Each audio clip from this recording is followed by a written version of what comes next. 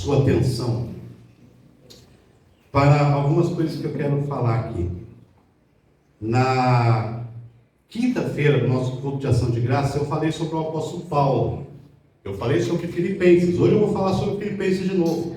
Não vou falar sobre o mesmo texto, né? Então abra sua Bíblia, Filipenses capítulo 3. Como diz o gaúcho, capítulo 3.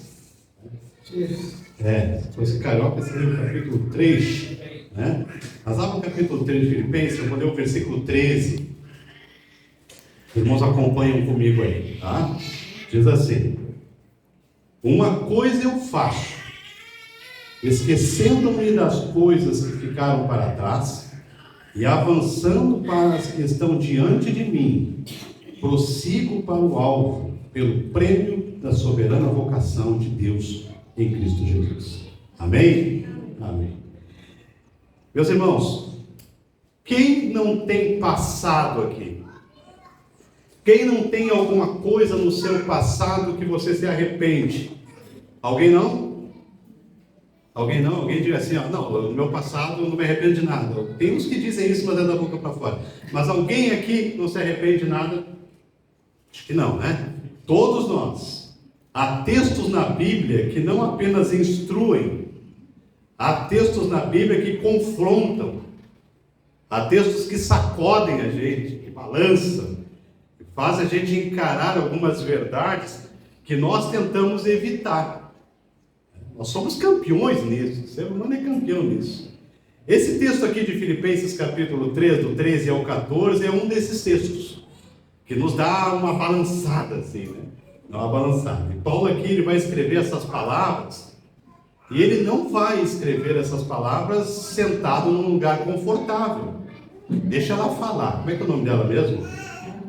Deixa a Valentina falar, para incentivar as irmãs aqui a terem bebês.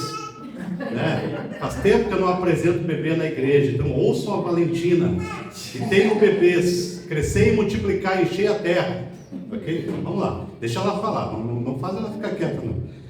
Paulo, ele escreve então essas palavras e ele não está sentado num lugar confortável.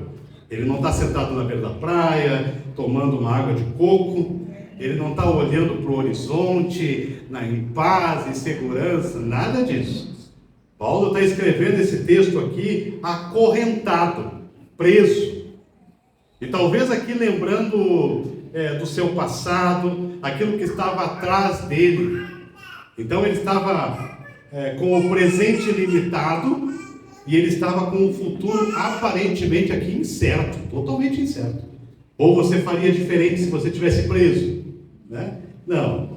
Então humanamente aqui, esse cenário da vida do Paulo era perfeito para desistir. O cenário perfeito, mas não quero mais saber, deixa para lá.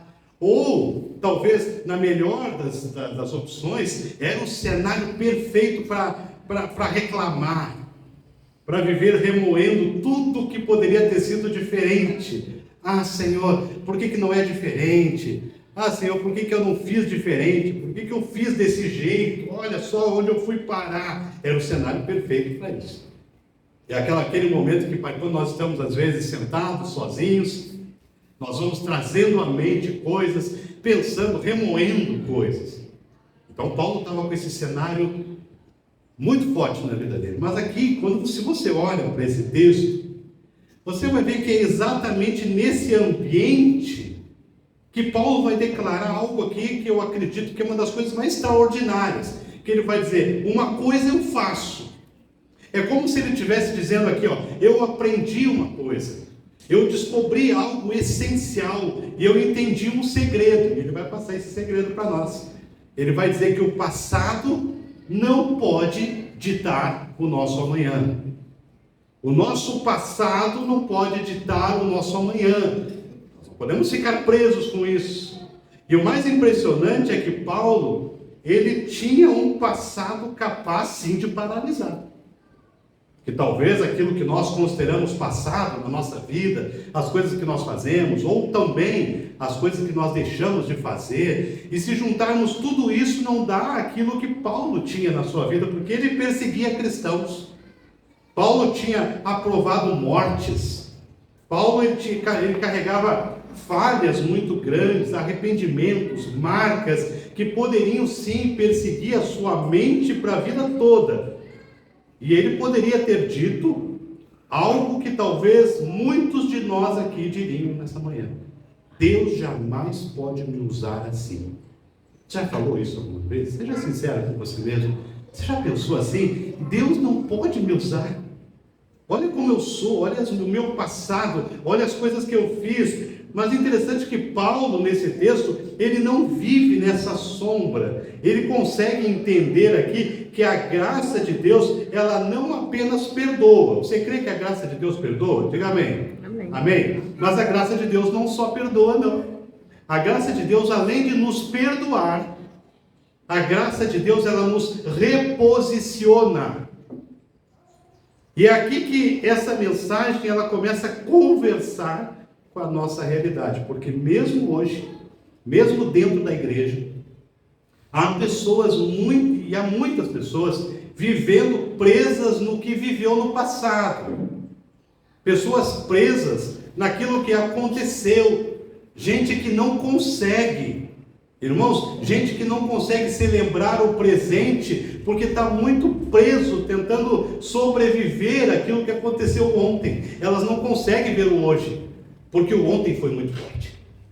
Então essas pessoas estão presas nisso, pessoas que tentam caminhar com Cristo, elas tentam, mas elas vão carregar correntes na sua vida que ninguém vê. É uma prisão emocional, é uma prisão invisível que nós carregamos, pessoas que já foram perdoadas.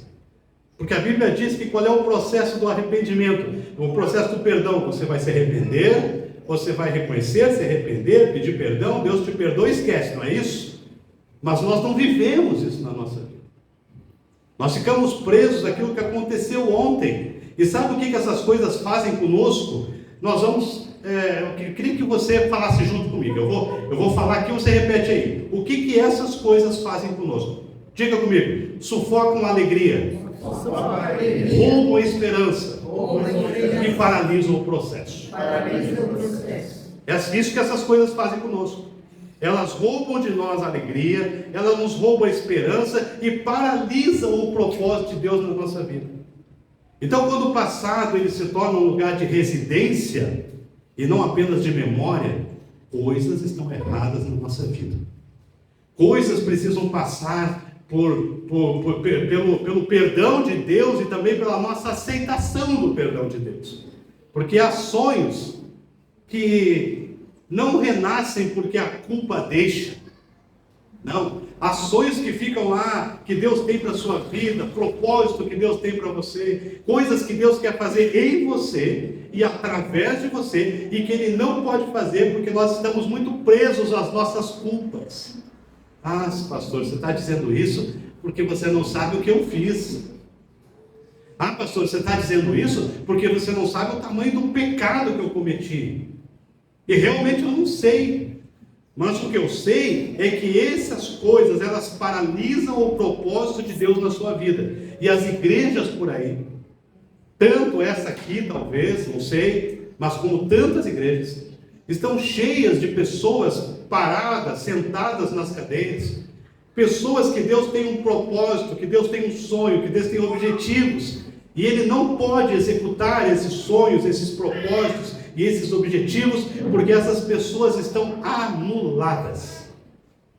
Deus queira que você não seja uma dessas pessoas.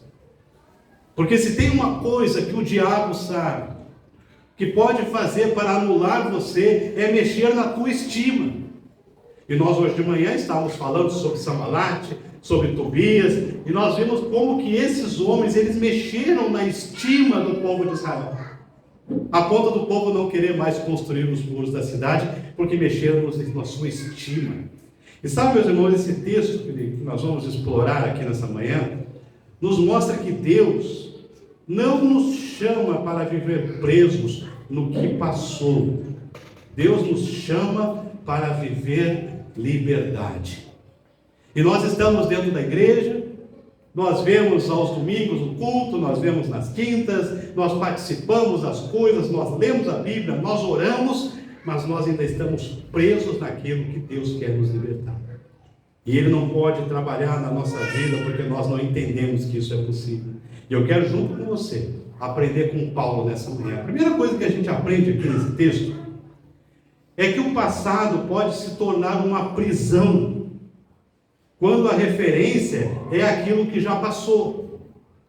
Porque se eu abrisse aqui a oportunidade e nós tivéssemos coragem, nós estaríamos aqui talvez dizendo um montão de coisas que nós vivemos na nossa vida e que já passou e que nós não aceitamos o perdão de Deus. Ah, pastor, mas eu aceitei sim, será? Porque se você vive preso nas coisas que você já viveu e já passou, você não aceitou o perdão de Deus na sua vida. Sabe por que Paulo fala isso aqui? Quando Paulo escreve assim, esquecendo-me das coisas que para trás ficam. Ele não está falando aqui nesse texto de um processo automático. Paulo não está falando aqui de algo que é emocionalmente simples. Ele não está falando isso.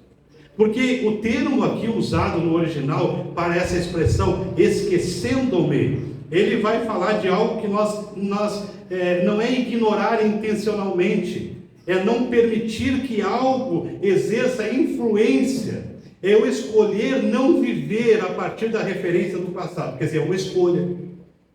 É por isso que Paulo fala assim, eu esqueço das coisas que para trás ficam.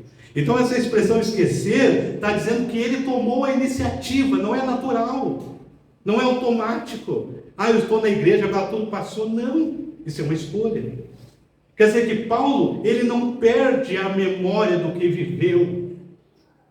Quando você esquece o que você fez no passado, isso não é perdão, isso tem outro nome, se chama amnésia. Porque a gente não esquece.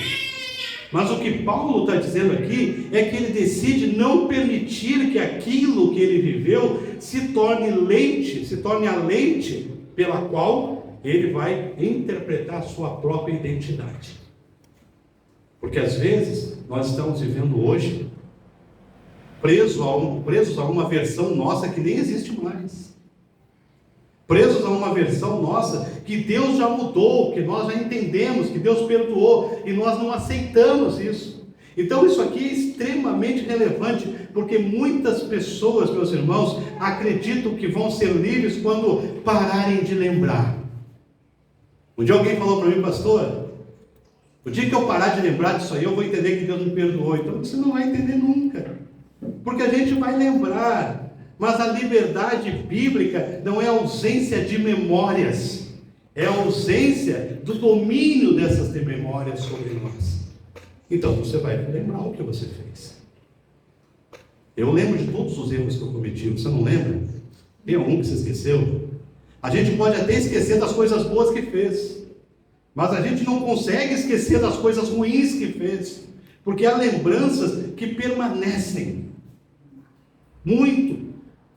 Só que tem uma coisa, quando você corta o dedo, e você vai lá e coloca pontos nos teus dedos, você vai colocar remédio, vai colocar esse negócio aí mesmo, que eu não sei falar, que é quando as coisas mudaram, né? O mundo mudou a partir do dia que o meteorite parou de arder, aí as coisas começaram a mudar. Mas você coloca remédio, você coloca curativo, aquilo cura, e vira uma cicatriz, você vai sempre lembrar.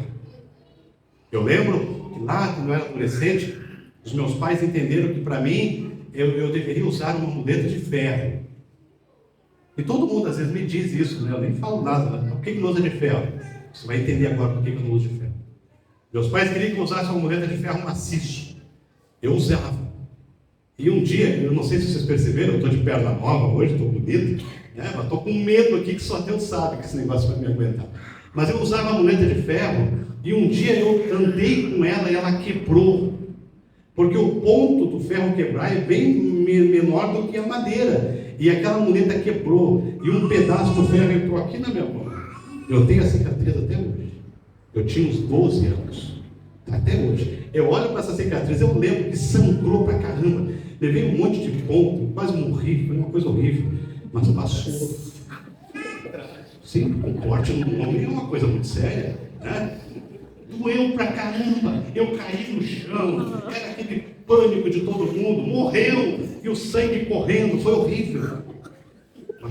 passou. Hoje eu olho para essa cicatriz, ela não me dói, mas eu lembro do que aconteceu. Sabe, a hermenêutica, a interpretação desse texto aqui, ela mostra uma progressão espiritual. Sabe qual foi? Paulo não apenas esquece, ele não apenas esquece do seu passado, mas ele avança. É por isso que ele fala, uma coisa eu faço, e o que ele faz? Ele avança. Então isso aqui revela, meus irmãos, a importância.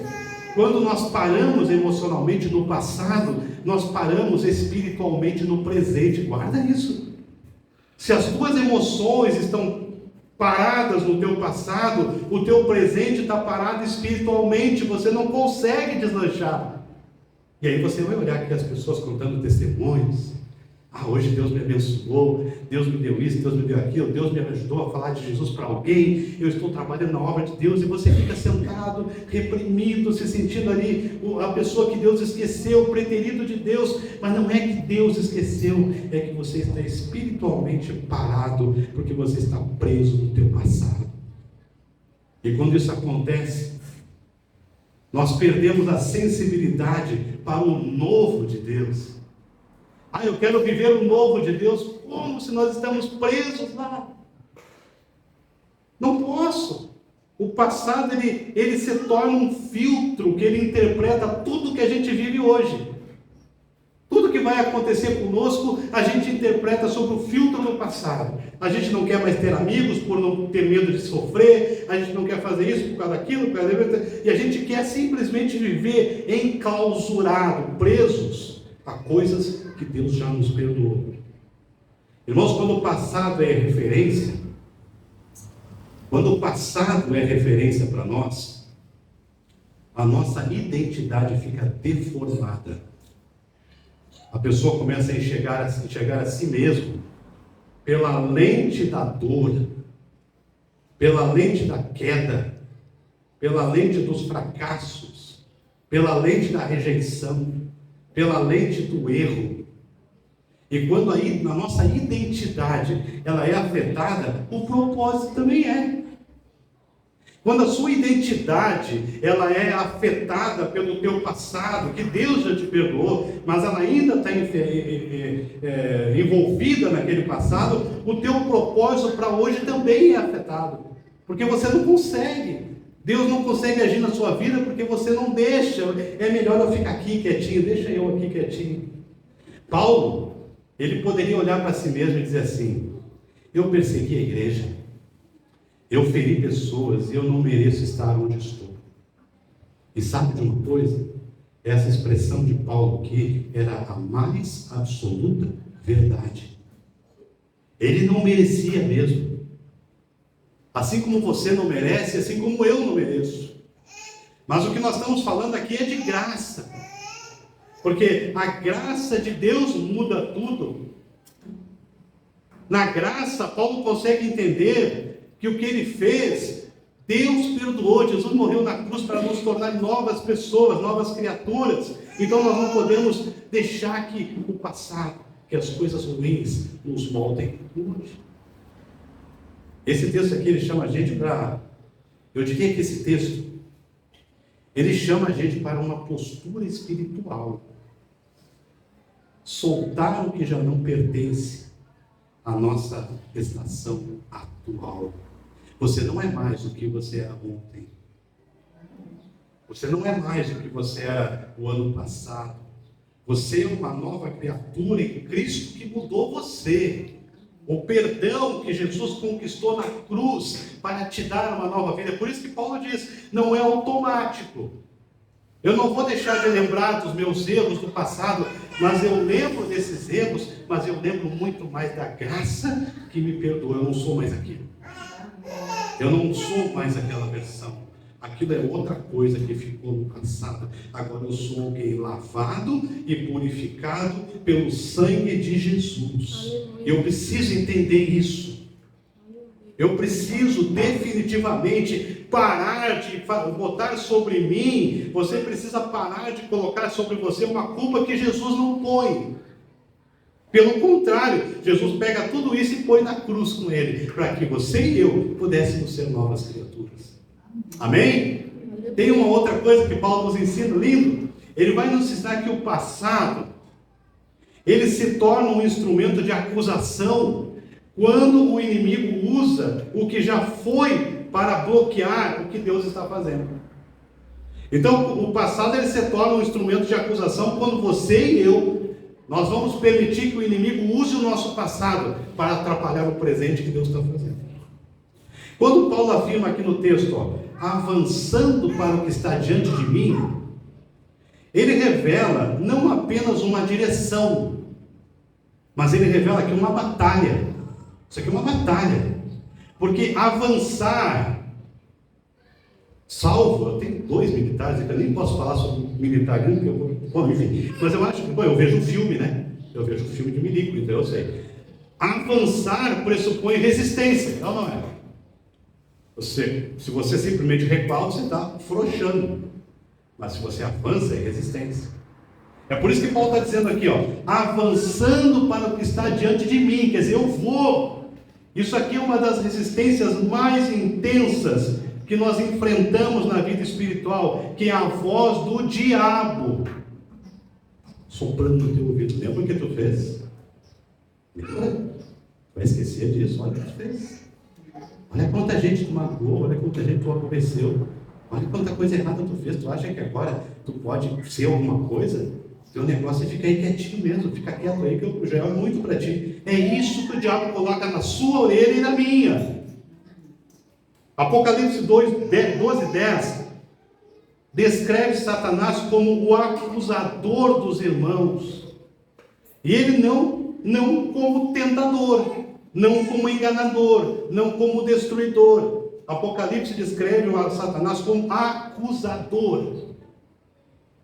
Porque se ele te acusa e você aceita, pronto, ele te anulou. E você já não pode ser mais nada. Então aqui a ênfase é a acusação, porque a acusação não apenas te faz lembrar do erro, mas a acusação tenta sequestrar a tua identidade, tenta instalar a vergonha, tenta impedir o teu avanço. Isso é acusação.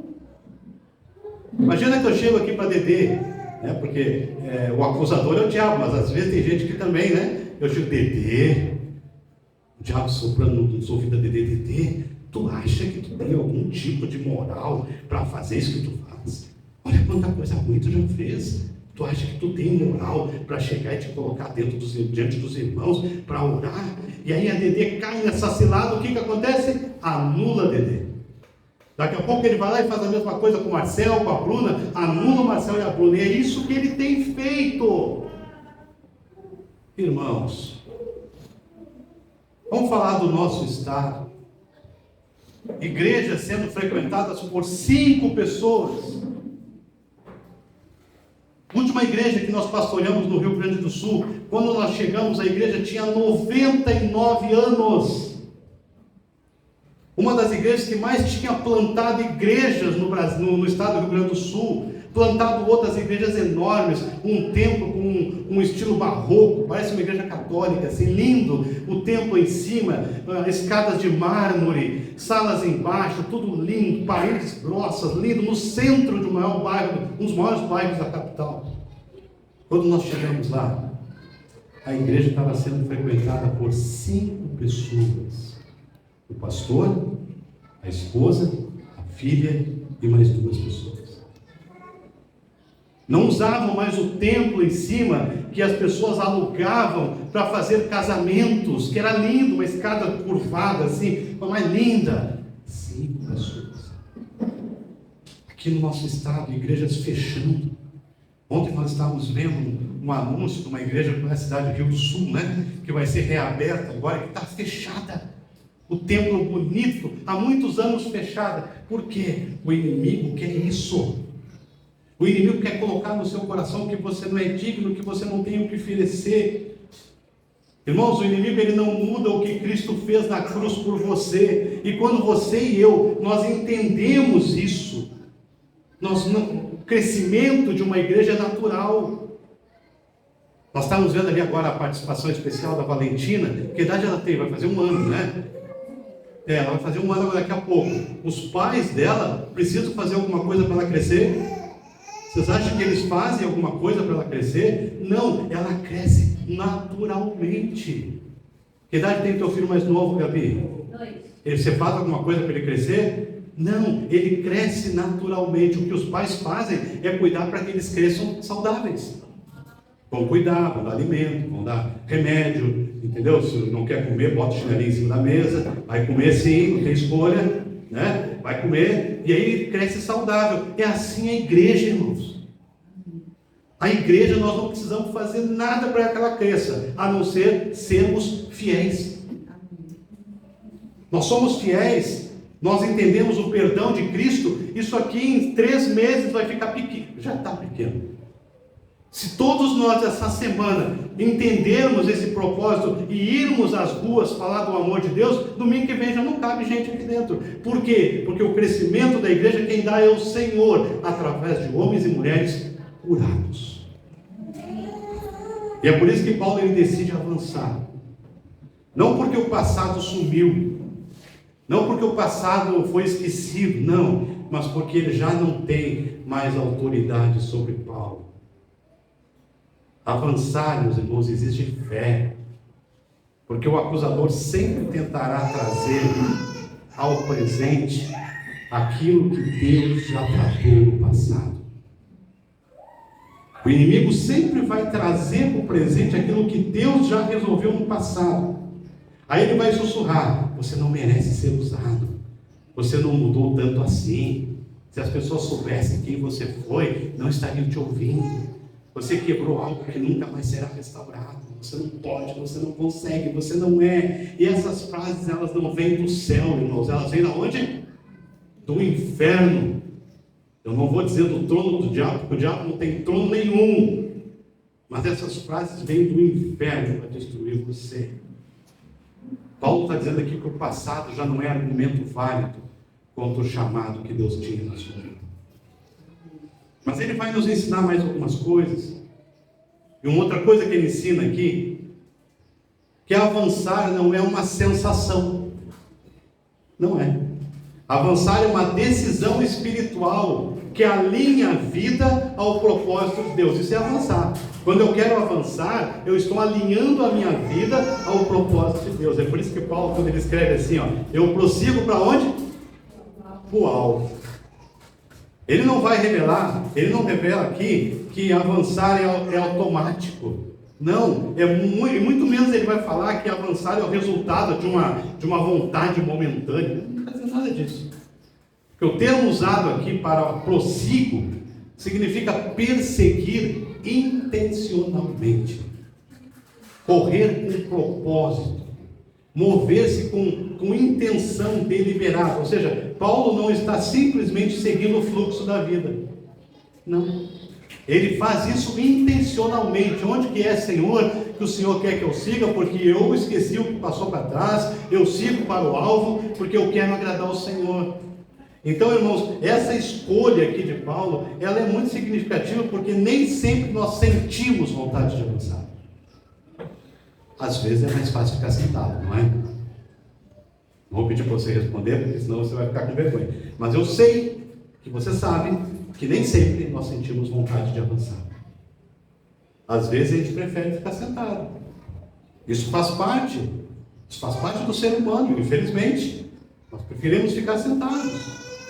Nós viemos na igreja, a gente senta, a gente ouve, a gente canta, a gente participa das coisas que a igreja faz, a gente se alegra, a gente dá risada junto, mas vamos parar por aí, porque amanhã é segunda-feira, amanhã eu já não tenho mais tempo para esse avanço aí. Fiquem vocês aí avançando, porque eu vou seguir no meu alvo. Eu vou seguir preso às minhas coisas. Então o avanço, ele não vai nascer de um ambiente favorável, mas ele vai nascer de uma profunda convicção interna de que Deus está me chamando para algo maior, muito maior do que aquilo que ficou para trás. É isso que Deus quer fazer. Você está aqui hoje, nós temos gente do Rio, nós temos gaúchos, nós temos pessoal lá do norte, nós temos gente de tudo que é lugar aqui. Você acha que você está aqui por uma casa? Ou você acha que Deus te trouxe para cá só porque você arranjou um emprego por aqui? Não. Deus te trouxe para cá para que você avance, para que você prossiga para o alvo. E é por isso que Jesus, ele chama assim: vem e segue. Ele não dizia assim: espere sentir e depois você me segue. Eu falei para os irmãos que um dia uma pessoa chegou para mim e falou: pastor, falando sobre dízimo, tem pessoas que têm dificuldade de falar sobre isso. Pastor, quando eu sentir no meu coração, eu vou começar a dar dízimo. Eu falei: irmão, então você não vai dar nunca. Pastor, mas Deus não pode falar comigo? Não. Mas por quê, pastor? Porque já falou. Deus, ele falou para você: seja frutífero, ide por todo o mundo, pregue o evangelho a toda criatura, batize essas pessoas em nome do Pai, do Filho e do Espírito Santo, ensine essas pessoas a guardar todas as coisas que eu tenho mandado para vocês, ensinado para vocês, e eu vou estar com vocês todos os dias, até a consumação dos séculos. Então essa missão aqui era de Paulo, era ou não era? É, mas essa missão também é sua, amém?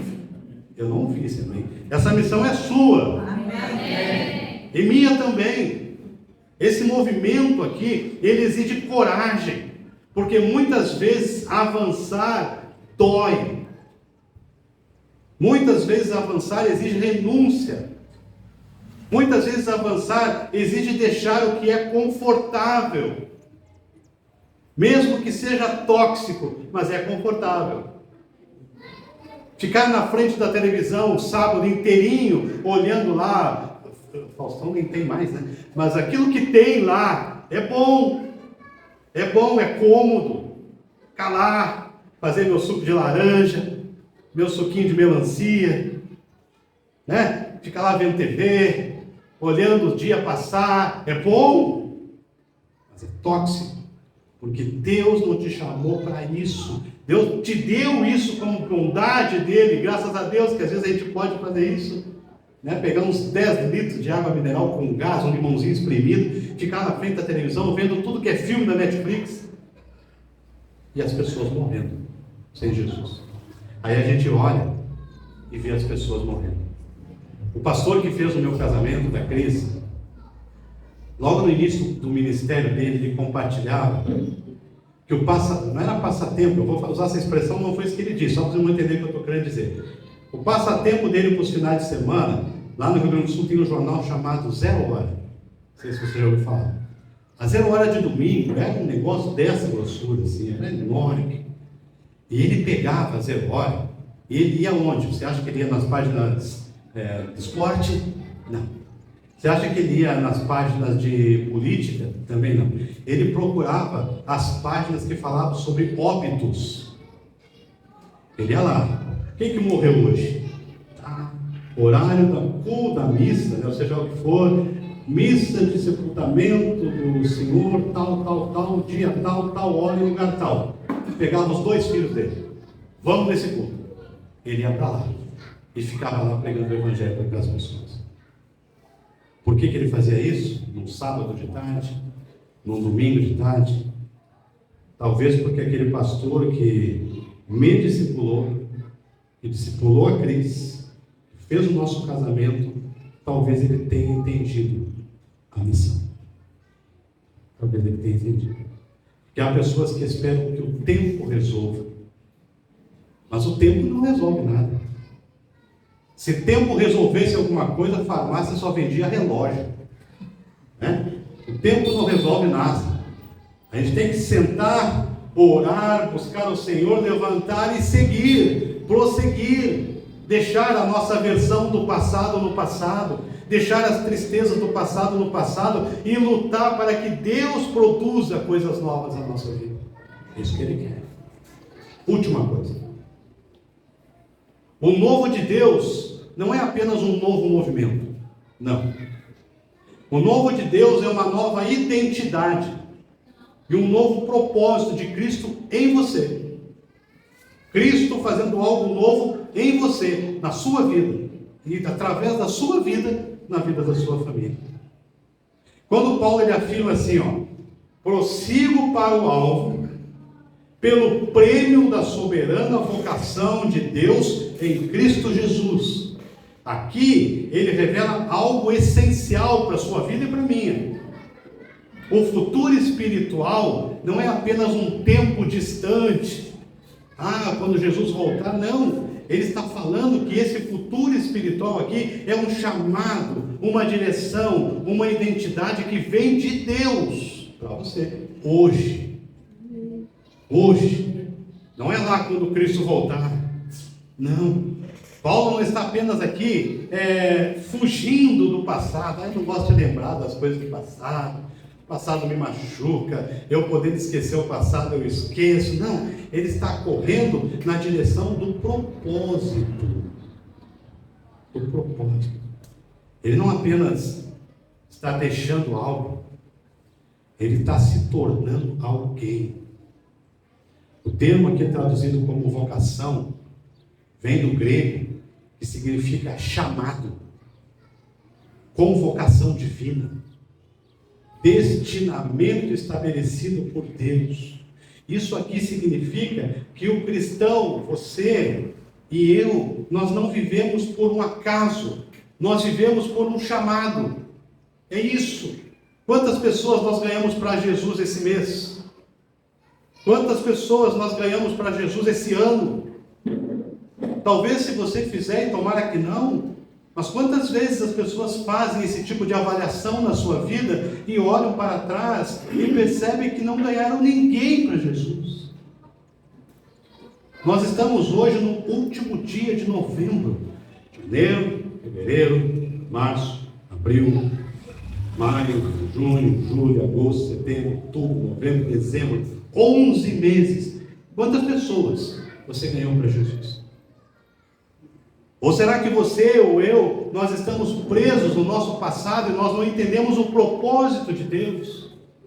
Nós não entendemos que nós somos igreja. Paulo sabia o valor, e ele sabia a sua direção, ele sabia que não podia, ele não tinha mais tempo para se embaraçar com coisas. É por isso que ele dizia: eu não fico me embaraçando com as coisas que já passaram, eu prossigo olhando para o alvo. Eu não tenho tempo para o meu passado.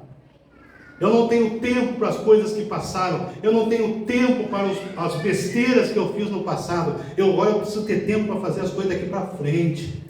Deus não quer pessoas acorrentadas. Deus não quer pessoas presas. Nós não avançamos para sermos aceitos, irmãos. Nós avançamos porque nós já somos aceitos. Aleluia. Então agora eu quero fazer as coisas para o Senhor. Sabe por quê? Pelo que eu falei no início. Cristo não apenas te perdoou, mas Cristo te reposicionou. Hoje de manhã eu acordei mais cedo, eu tinha que levar a minha filha para fazer o vestibular. E eu estava parado um pouco, sabe aquele momento que você acorda, você senta na cama e parece que tem que fazer download da alma ainda, você fica assim. Você não consegue levantar, não consegue deitar, você fica olhando para o céu. Aí eu estava olhando um vídeo de uma igreja no Sudão. Não é uma igreja do Sudão, é um vídeo do Sudão. Tem criança aqui, não? Só a Valentina não entende, então posso falar. Um homem entrou dentro de uma casa, pegou 3 criancinhas pequenininhas, pelo tamanho, eu imagino que devia ter 3, 4, 5 anos, pequenininhas. Ele já tinha construído uma cova. Ele pegou aquelas 3 crianças que deu a impressão de que eram filhos dele. Deu a impressão, não sei se era. Ele colocou aquelas crianças dentro dessa cova e cobriu a cova. Ele matou as crianças vivas. Lá na Nigéria, eles estão construindo valas enormes. Eles colocam pessoas lá dentro e eles enterram vivos. Sabe por que eles enterram vivos? Porque aquelas pessoas talvez tenham alguma coisa que eu não tenho. Não sei você, mas eu não. Ainda preciso crescer nisso. Que para aquelas pessoas não serem enterradas vivas, elas têm que dizer simplesmente uma coisa: eu nego Jesus. Mas não. Eu fico imaginando que eles dizem: pode enterrar. Pode enterrar, porque a minha convicção em Jesus é muito maior do que a vida. É muito maior do que isso que vocês estão querendo fazer comigo. Eu não vou negar Jesus, porque eu entendi que o meu propósito é Ele. Então, se vocês me matarem, eu vou para um lugar melhor do que vocês vão. É essa convicção que Jesus quer da igreja. Essa convicção que o Senhor quer. Ele não quer homens e mulheres sentados. Ele não quer homens e mulheres presos ao seu passado. Deus não usa qualquer pessoa. Ele usa pessoas que são ameaças. Ele usa homens e mulheres corajosos, intrépidos, que não se rendem, que não perdem tempo pensando naquilo que Deus já perdoou, que nós já depositamos aos pés da cruz, somos perdoados, lavados, purificados pelo sangue de Jesus. Para de ficar preso nessas coisas e segue para o alvo. Nós vivemos em um país livre, mas tem irmãos nossos que estão sendo mortos vivos, estão sendo enterrados vivos, pelo simples fato de que eles não negam Jesus, que eles entenderam que uma coisa eles entendem, que eles seguem para o alvo, para o prêmio da soberana vocação em Cristo Jesus. Nós não temos mais tempo, irmãos. Eu quis pregar isso hoje pela manhã, para trazer você para isso, e trazer eu também, para nós entendermos isso que Paulo fala. Uma coisa eu faço, e o que eu faço? Eu sigo para o alvo. Ah, mas o teu passado, o meu passado Jesus já lavou. Eu sigo para o alvo. Vamos falar sobre o teu passado, não tenho tempo para isso. Fala você, e fala para quem você quiser também, porque eu não tenho mais tempo. As pessoas estão morrendo, e eu preciso olhar para a minha missão nesse mundo. Eu queria que você pensasse nisso. Eu queria que você se colocasse diante do Senhor nisso. Para o Senhor Deus, não importa o que você foi ontem, não importa o que você fez ontem, que você fez ontem, que você fez daqui a 3 anos, 4 anos, não interessa. O Senhor Jesus importa o que você vai ser de hoje para frente, de aqui para frente. Isso que importa para o Senhor. Para de se culpar, para de andar amarrado nas ciladas do diabo, e segue como filho de Deus, como cidadão dos céus, como alguém que entendeu o perdão do Senhor. O mundo talvez não entenda. Você sempre vai ter alguém olhando para você e te acusando do passado, sempre vai ter. Não olhe para isso. Olhe para o Senhor. Inclina a sua cabeça, irmão, feche os seus olhos. Quando a gente olha para esse texto, nós entendemos que Paulo não está compartilhando aqui uma teoria espiritual. Ele está revelando um princípio de sobrevivência emocional, espiritual, ministerial. E Paulo sabe que ninguém avança enquanto está preso.